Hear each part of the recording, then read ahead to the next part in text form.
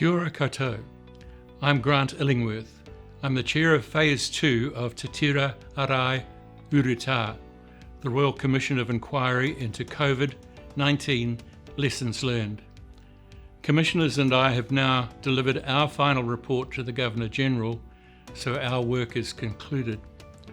It's the government's role to release the report. You'll be able to find it on the inquiry's website, in accessible forms and in the news. This message is so I could share personal reflections about the work and acknowledge our gratitude to those who contributed. What's most clear is that COVID-19 impacted every one of us.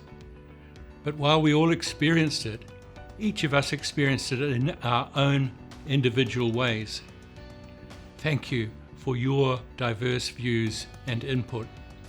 You contributed meaningfully to our work and our findings and recommendations. In Phase 2, we were tasked with learning further lessons from the COVID-19 response to improve our country's overall pandemic readiness. Specifically, we were asked to look at key government decisions from February 2021 to October 2022 and their impacts. We looked at vaccine safety and approvals, vaccine mandates, testing and tracing technology, and national and regional lockdowns. We assessed whether government decisions considered the impact these decisions might have on society, health, education, and the economy compared with the intended benefits, and whether they led to any unforeseen consequences. We've been able to examine some aspects of the response in more depth than was possible in Phase 1, and also to consider some new areas, including some where we've had the benefit of new analyses and the data that was not available to Phase 1. Importantly, our work is not about finding fault or blame. It is not a court-like inquiry. It's about our country collectively learning lessons so we can all be better prepared next time. I accept that some people will be disappointed by this. We have nevertheless identified lessons. Our report is based on evidence gathered over 15 months. We analysed thousands of documents. We spoke with a wide range of people and organisations across the country. This includes former ministers and senior public servants, community and advocacy groups, businesses and experts.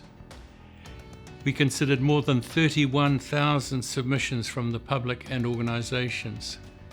Importantly, we heard firsthand of people's experiences living through the pandemic.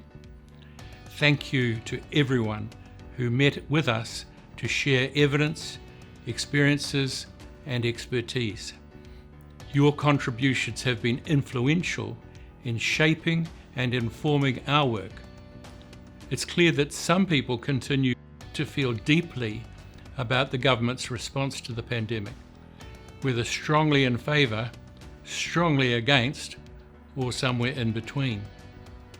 We have listened closely to this range of experiences and perspectives. What people shared with us was often heartfelt and personal, and we acknowledge those who suffered harm during the pandemic. We assure you, we have been constantly aware of what many of you endured. We've considered your experiences alongside a broad range of views. We'd also like to acknowledge the work of all who helped Aotearoa New Zealand get through COVID-19. Whether you kept vital services like healthcare or food provision going, supported your neighbours and community, or involved in making the tough decisions required to lead a country through a pandemic. Thank you. More than 5 years since the pandemic began, it's time to revisit some of the most challenging aspects of it. Listen to those whose experiences differed from our own and perhaps moderate our views as a result. It's our hope that the findings from this inquiry, combined with the passage of time, will allow us all to move forward together with more understanding, empathy and respect for different perspectives.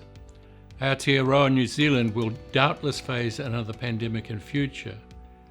It's vital that collectively we learn from what we have been through. Together we must ensure the lessons learned serve us well in preparing for whatever may come next.